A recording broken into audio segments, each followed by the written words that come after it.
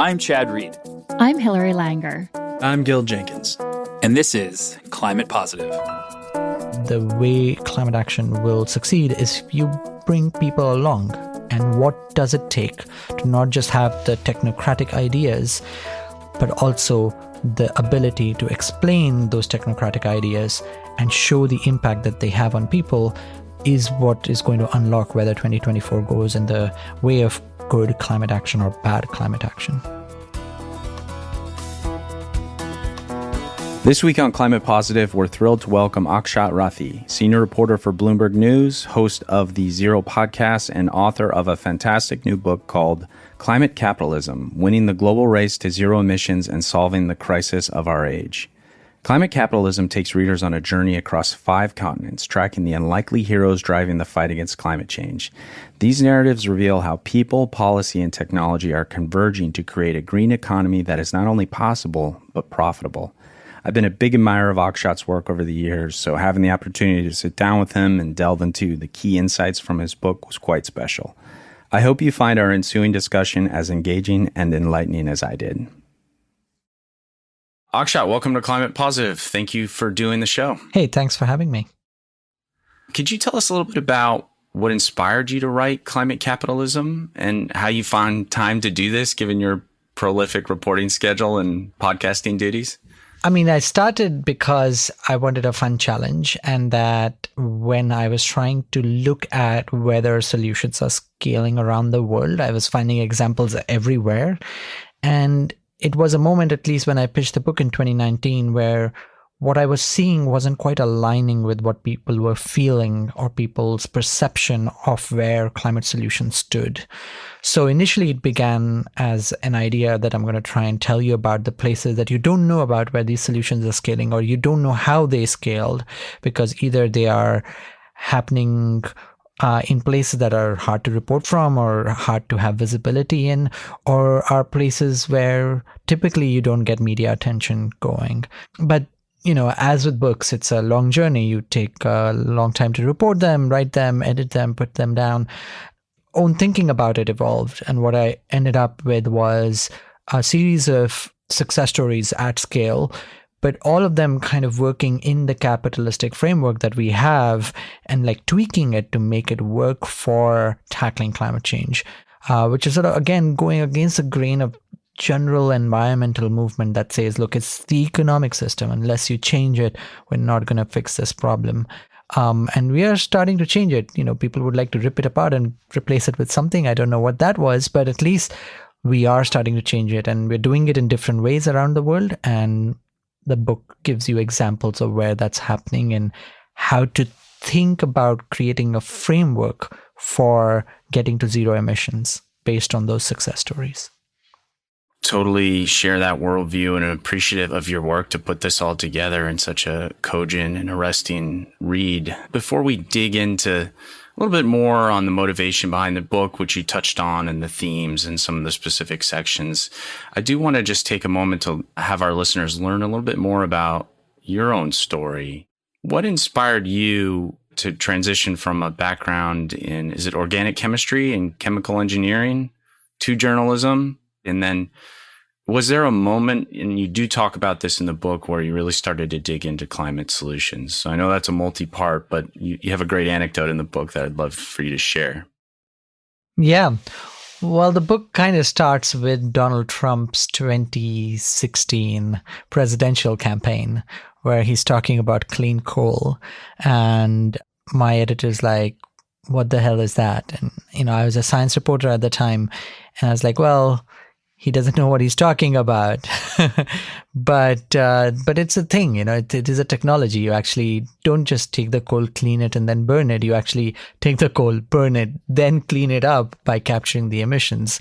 And my editor was like, wow, okay, is that a thing that works? I'm like, yeah, there are 2 coal power plants in the world where it does work. And he's like, well, maybe we should look into it, do a story about it. And that ended up becoming a long series looking at carbon capture's both opportunities and pitfalls, because it's been around for 50 years.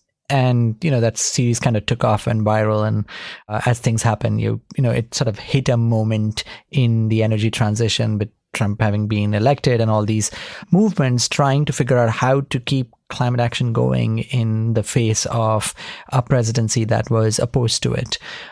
How I came to it was sort of circuitous. I grew up in India. As you do, if you know math or science in India, you're going to become an engineer or a doctor. And so I did chemical engineering.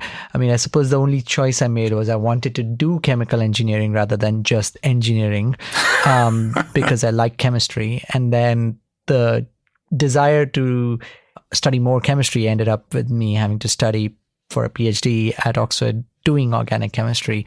And I was on the path to be a professor. At least that was the goal with which I started my PhD. But somewhere in the middle, I was like, nah, the life of an academic is not for me.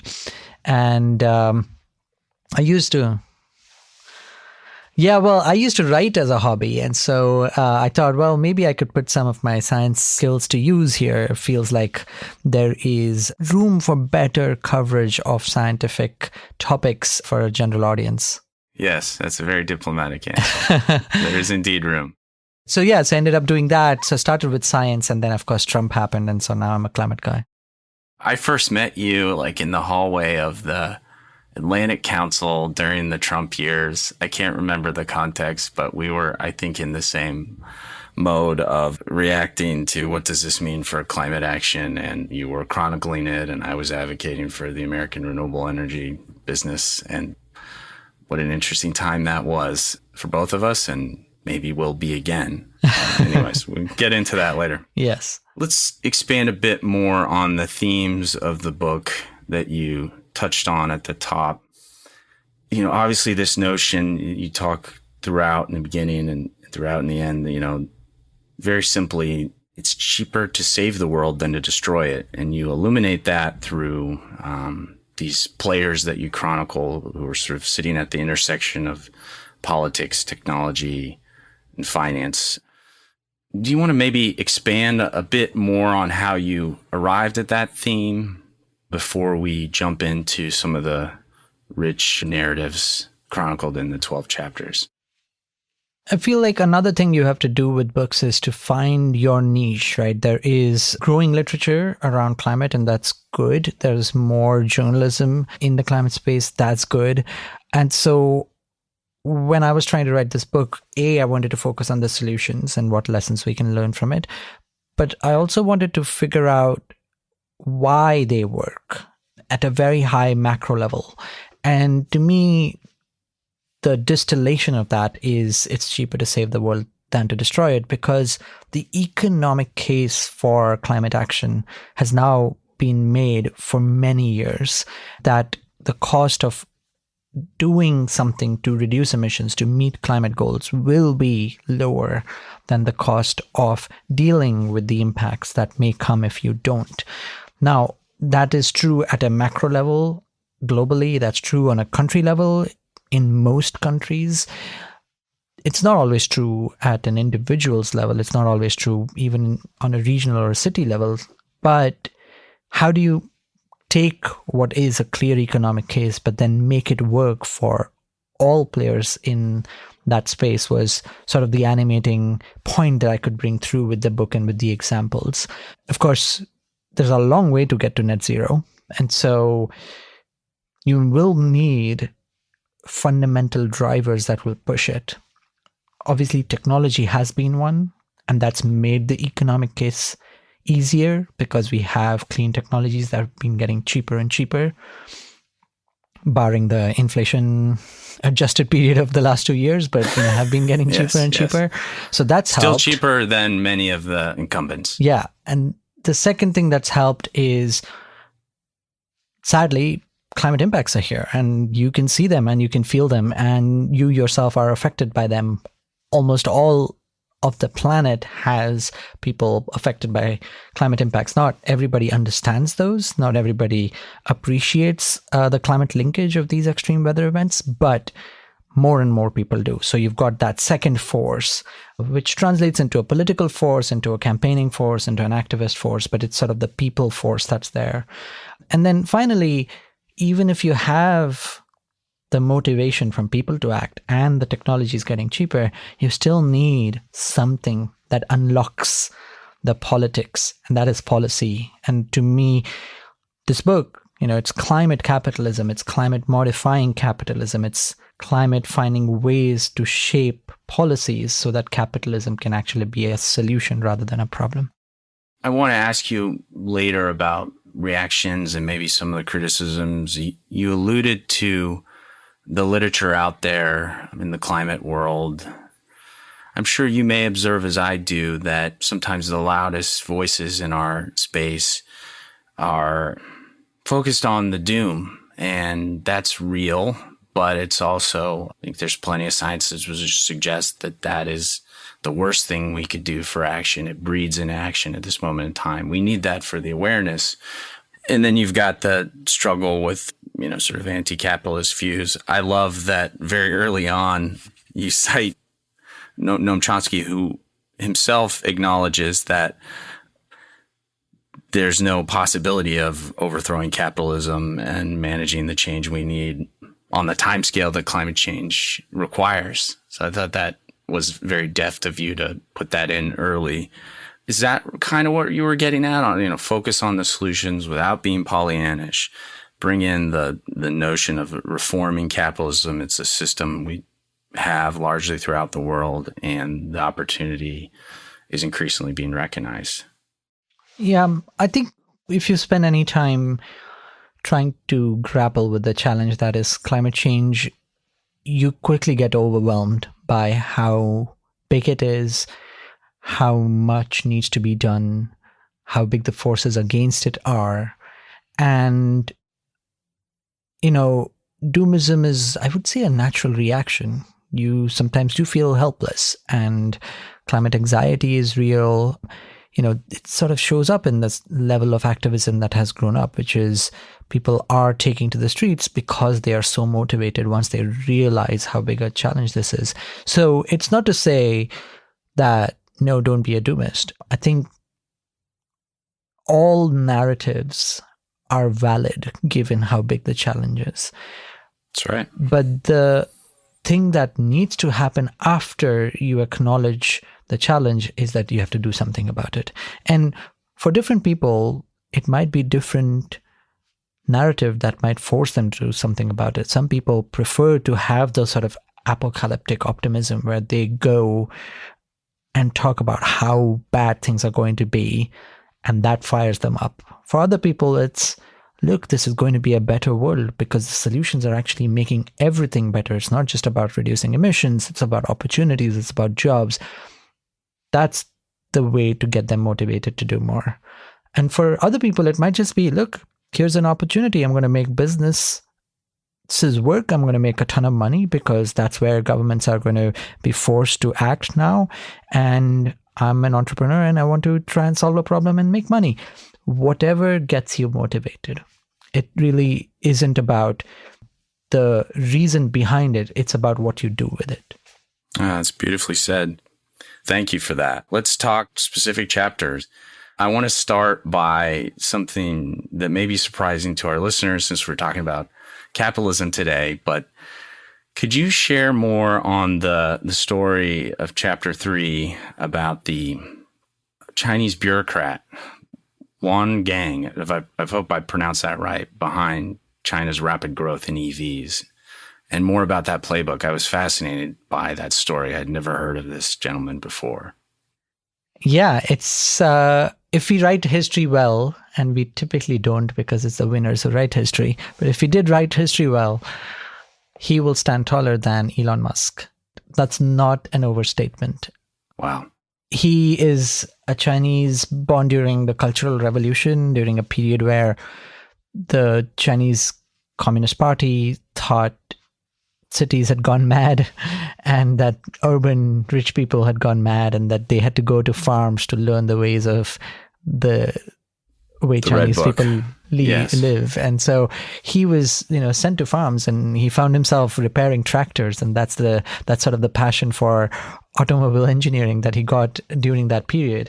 Came back, studied in China, then got a PhD fellowship through the World Bank to go and study in Germany, got a PhD in automobile engineering, and then got a job in Audi, rose up through the ranks as an immigrant does, and is motivated to make the most of having left your country to pursue opportunities. But by about 2000, he was also feeling high-level bureaucrats coming from China to Germany, to Audi, but to other automakers to learn the art of how to make cars better, because the Chinese made cars, but they weren't as good as German cars were. And, he gave them tours, but he also at one point saw that if Chinese were to live like Germans, they would have to burn 16 times as much oil per person per year. And there just wasn't enough oil in the world for that. And so he made the case to the science minister who was visiting that, look, it would be better if you find a new technology and one that does not use oil as a fuel source to command a new way of making cars. And I'm not trying to reinvent the wheel. We know electric cars are a thing. Obviously, we'll need to make lots of advances to get there. But it would be a bet that if you make it in the long term, you will succeed and maybe even benefit not just the people living in China, but also have an export industry. And that case he made to even the Politburo. He got to go all the way to the top and make that case, and was given an advanced research program with a good amount of funding. He brought in academics and industry together over a 6-7 year period, showcased what that could be at the Beijing 2008 Olympics in electric cars and buses that ran, and took the athletes around. But all the time, oil consumption was going up. Yeah. Car purchases were going up. And of course, air pollution was going up. And so by the time the Beijing Olympics happens, he is seen to be this guy who can deliver, and he's then given a mandate to try and expand this into a real industry. And so from 2009 to 2017, during his period as the science minister, he's given the job of science minister, the Chinese state invests $60 billion into lithium-ion battery manufacturing and into EV manufacturing. Obviously, that's multiplied many times by private industry, and the results are for all of us to see. The biggest maker of electric cars and the biggest maker of lithium-ion batteries, not just in China, but globally, and now building them outside of China too. Incredible story. Let's jump around the world. You talk in chapter 4 about India's notable strides towards solar power and a boom that began in 2015, and how it could provide a blueprint for sun-soaked tropical countries to transition. Tell our listeners about your story that you uncovered there. So India is a developing country, not like China, because it does not have the economic heft that China does. So it doesn't quite have the capacity to be able to make huge capital expenses like China did to try and build an electric car industry. But what it is very good at is, once some technology is at the cusp of becoming economical, it can take it and run with it, because it's a very price sensitive environment. People only buy things that will actually be affordable and useful and be value for money. And, the room for luxury is growing, but is very little. And so you get to a point by 2015 where the Indian government has recognized, look, solar is an opportunity for India. The prices have come down to a point where we can actually set really good, ambitious targets. But even after those two things are done, where there's a target and the technology is available, there are still so many other things that need to be overcome in a country like India, or in any developing country, because doing business is hard. There's corruption, there's bureaucracy, but also in India, the population is large. And so finding land to be able to build so much renewables is hard. And so I wanted to try and see how, by the time I went reporting, India was building the world's largest solar farms, and still does, 2 gigawatts at a time, which is, tens of thousands of football fields worth of land that you need. And I got a chance to go and visit this place in Karnataka, where, land had gone fallow because of climate change, but also droughts and extreme weather events. And India's had a difficult time with its degraded lands. lots and lots of farmers have committed suicide as a result of taking on debt that they couldn't repay because the land wasn't as productive. And in this moment comes the option of actually leasing your land for solar. And no, you don't get as much money as you would if it was productive land, but you get more money than you would if you didn't do anything with it. And so you get this perfect example of how to make a societal benefit out of not just reducing pollution, but actually creating wealth for the people who are deploying it. Incredible. Let's go to Chapter 5, the International Energy Agency, or IEA, which plays a vital and little celebrated role in influencing necessary changes on climate. Tell us about that story and why IEA is so transformational. In this ecosystem that we're going to have to build, it's not just technologies and it's not just national policies, but you need international organizations also to be a part of it. And obviously, the international meeting that we talk about every year in the climate space is the COP meeting. It's run by the United Nations and specifically the climate body within the United Nations. But it's only one of so many other international organizations that are involved in this process. I wanted to look at one that's transformed in a short period of time from being sort of the target of climate activists to being the darling of climate activists. And that is the International Energy Agency, sort of born in the era of the 1970s, the oil crisis as a bulwark against OPEC, against the oil-producing nations, as a group of oil-consuming nations, so that you could get access to this fossil fuel on a secure basis at an affordable price. In the 2000s, it becoming sort of a ridicule of energy analysts in general because it just couldn't keep up with clean energy trends. Their projections were the running joke, being so far off. Yes. And even the United Nations recognized that. So it created the International Renewable Energy Agency in 2009. IRENA, yes. And as a sort of fight against an IEA. So IEA was born as a fight against OPEC, and then IRENA was born as a fight against IEA. So yeah, it's that time where Fatih Birol takes on the role of leadership at the International Energy Agency and recognizes that if IEA is to be relevant in the 21st century, it has to try and develop skills that would not just be about ensuring energy security, which is its prime mandate, but also doing so in a period where that energy becomes cleaner over time and quite fast if it's supposed to meet the very climate goals that its own members have set. And that transformation takes about 5 to 7 years. And you're seeing the fruits of that. Now the IEA is actually targeted by oil traders as being too aggressive on clean energy. And so the response that I get from the IEA these days is like, look, previously we were attacked by climate activists, and now we are being attacked by oil people. I think we're doing something right. Climate Positive is produced by HASI, a leading climate investment firm that actively partners with clients to deploy real assets that facilitate the energy transition. To learn more, visit hasi.com. I want to ask you about Chapter 7, The Wrangler, and carbon capture, and the story of Julio Friedman. And you've mentioned earlier your great chronicling of this space. Tell us about what you uncovered there.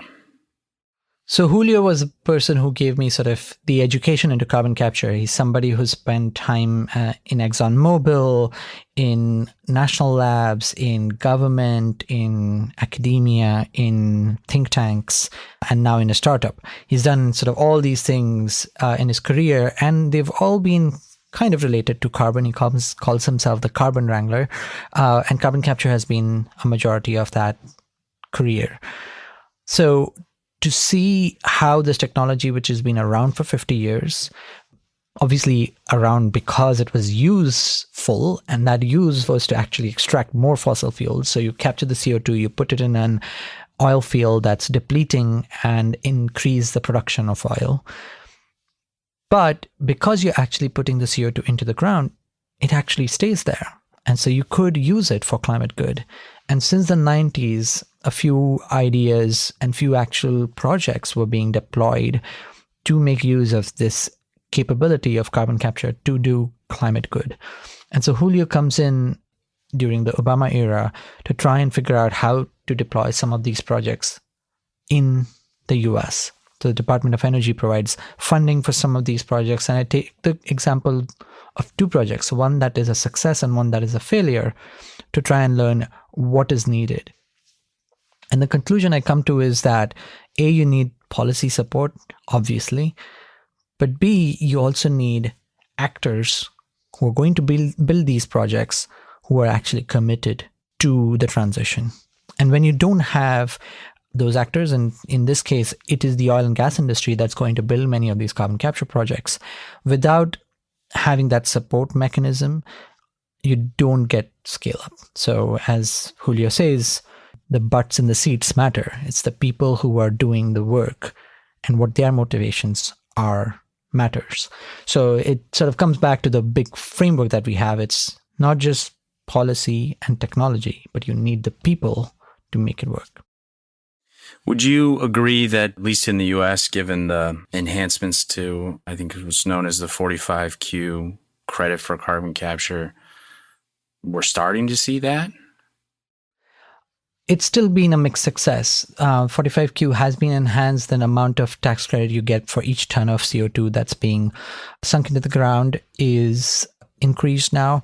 But the places where you can sink it, which are called as Class 6 wells, which are regulated and have to be approved by the Environmental Protection Agency, have not been met with the scale of the deployment that is there.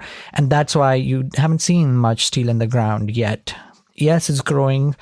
There are lots more announcements, and some of them are reaching investment stage, but it's far from the pace at which you need to deploy carbon capture to be able to keep up with climate goals.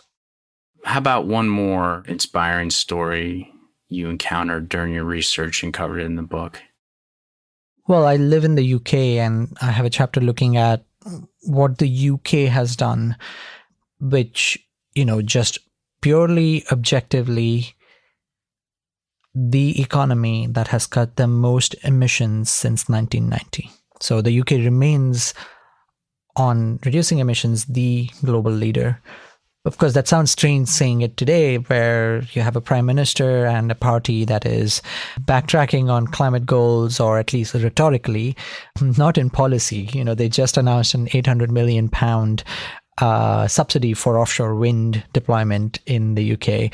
In December, they announced a carbon border adjustment mechanism. So in policy, they're still going ahead because they are legally bound to do it. And that's the story I try and tell in the book about how in 2008, a range of forces came together that created the perfect storm for all political parties to back the Climate Change Act, the first law that set a climate target in a parliament that bound a government to meet them.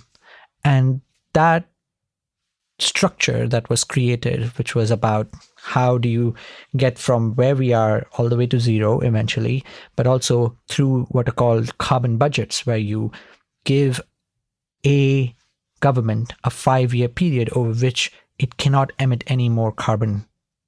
So you don't have to do it every year, you do it over a 5-year period, so there's some flexibility, but those budgets keep reducing all the way to zero. And you create a watchdog, which is the Climate Change Committee here in the UK, which is an independent body that gives you annual report cards on where the government is and gives you advice on what the government can do. That ecosystem of having a law, having a watchdog, has been phenomenally successful. And it's now being copied around the world.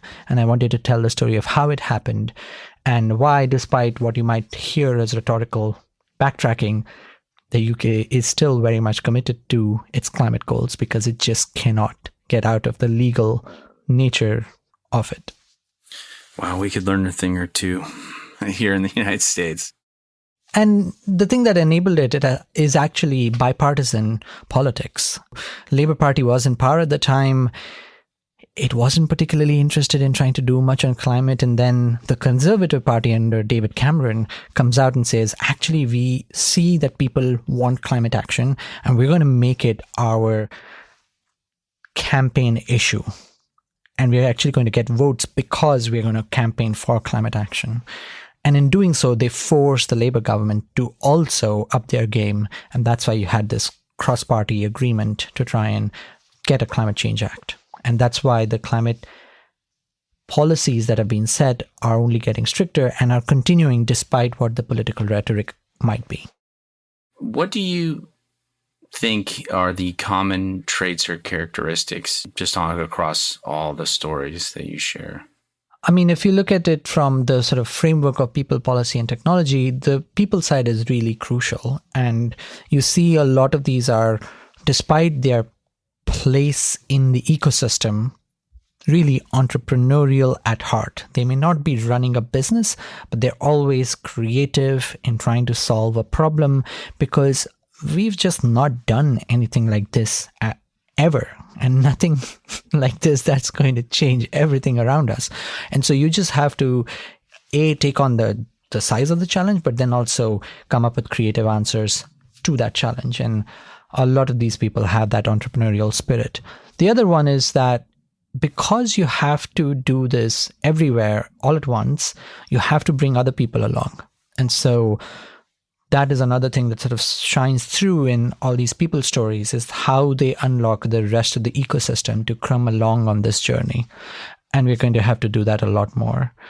And then, of course, the technocratic side of it is also very crucial. So there's technology development, which we kind of know, and it actually works really well. We know exactly what we need to do. You deploy something at scale, and the more you do it, the cheaper it becomes in almost every case. But the specific policies that would allow for that deployment, those policies are different in different countries. So there isn't a silver bullet solution. Just because the US did the Inflation Reduction Act, that's not going to work in India, which does not have the capacity to give billions of dollars in subsidies. So you have to find the policy mix that actually works in that setting.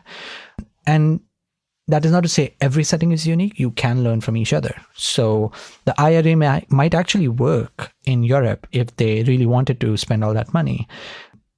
But what's working in China may work in India, right? If India is committed to trying to build an industry out because it sees it as a business motivation, as an economic benefit, it actually can start to build a clean energy industry, especially at a time where there is so much tension between China and Europe and China and the US, that India could be the place where you could get those technologies without having to rely on China for everything else. So that's my hope, that you will get these sort of mix of things, but they'll have to be tailored for the solution.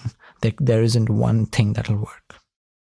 In your day job as a senior reporter for Bloomberg, and having covered the space for a while, you have such unique vantage points on global climate issues. And your book will be out by the time this podcast airs in the US. It's been out in Europe. I think you're coming to the US to talk up the book. How are you feeling about things right now on the global climate technology and policy front? I mean, it's an interesting time. We're in 2024. There's going to be a bunch of elections. By one estimate, half the world's GDP goes to the polls this year. And of course, India and China make up probably most of that.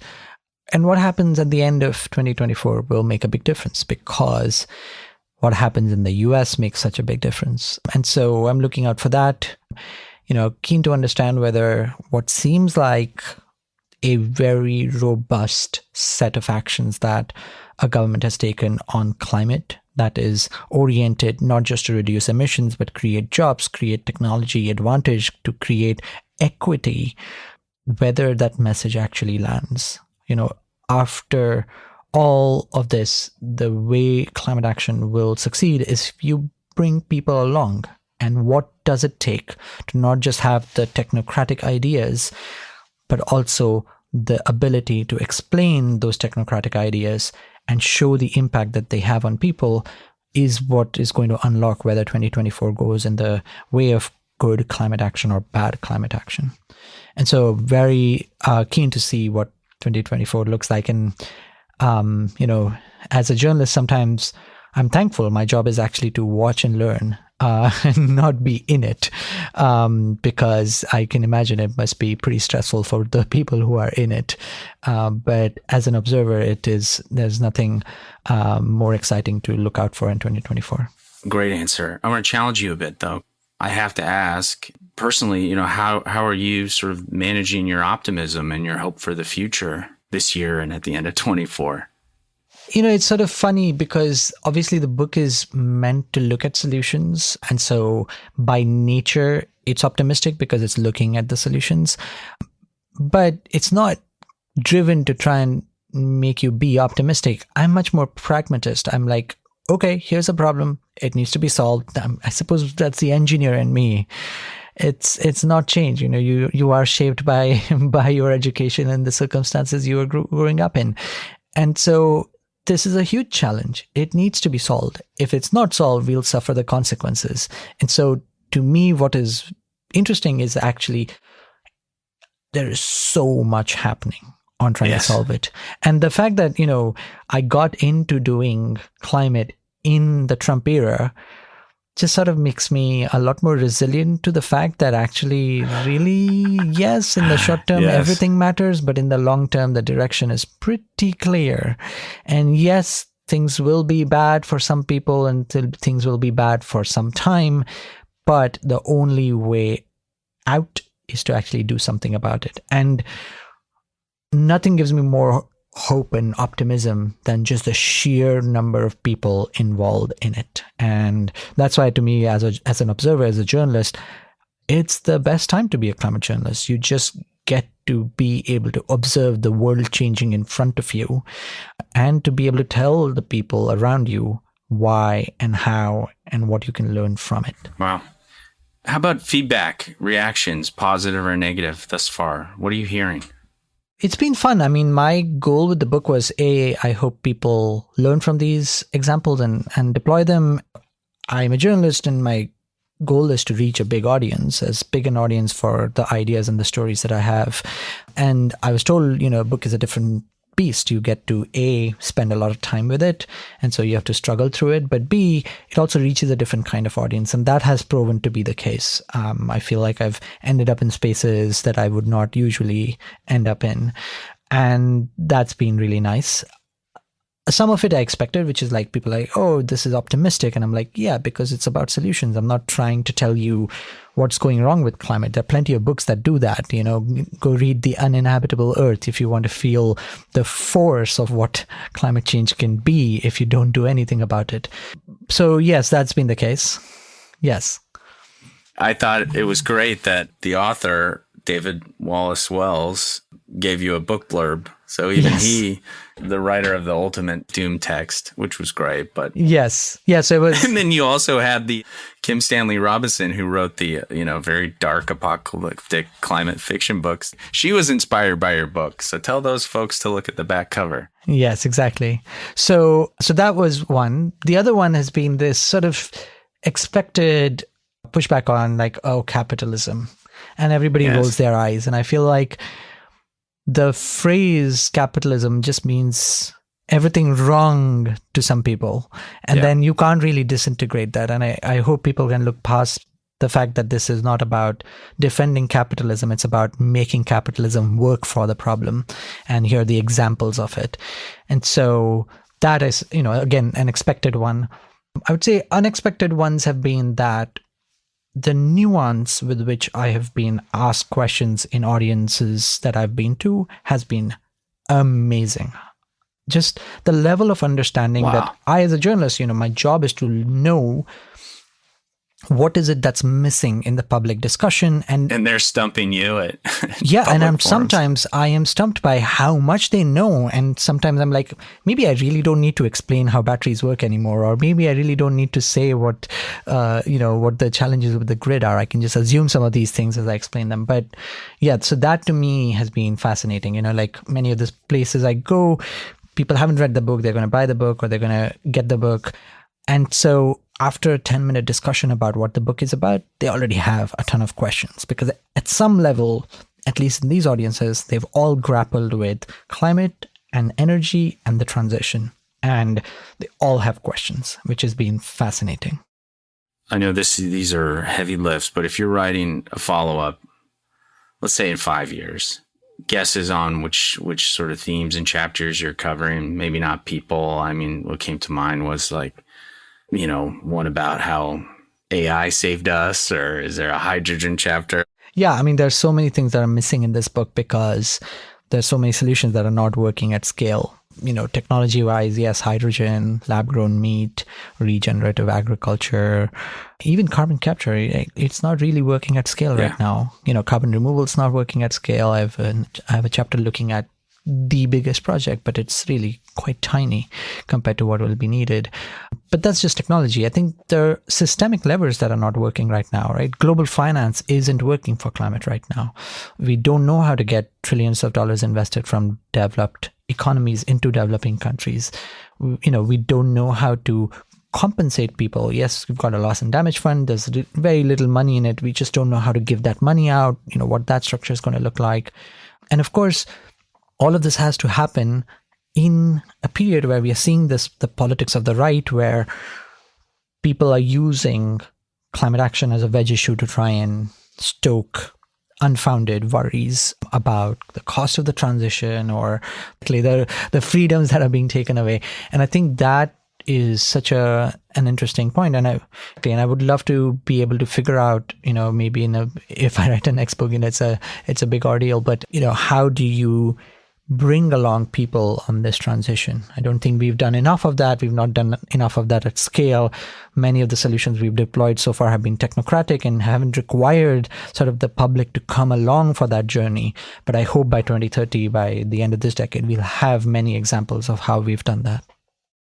What advice do you give to aspiring journalists who want to specialize in climate reporting? I think some of this is like really basic advice that I would give to anybody who's interested in journalism, which, right now, given the business model, is a tough sell to start with. But if you're committed, well, be curious. Write a lot, because the only way to learn is feedback. That's how I've become a journalist. I never got training. I just learned from doing it. And for climate people, don't fear complexity. Feel like there is a tendency to want to try and tell the simple story, and that is a bad instinct to have in climate specifically. I think that's a bad instinct to have in general, but specifically in climate, the nuance is as important as then simplifying that nuance to tell a rich story. Do you have a favorite passage from the book? You've got some stuff for the ages here, so I want to give you a chance. If you go to the last chapter, this bit, which is, the fight isn't for one group to stop the other, but for everyone to work together. This battle to create a new economic system, climate capitalism, will dominate the agenda for decades to come. And it is crucial that we understand it if we are to safeguard our planet for generations to come. Given the disruption that's coming, the race to zero emissions is unlikely to be smooth.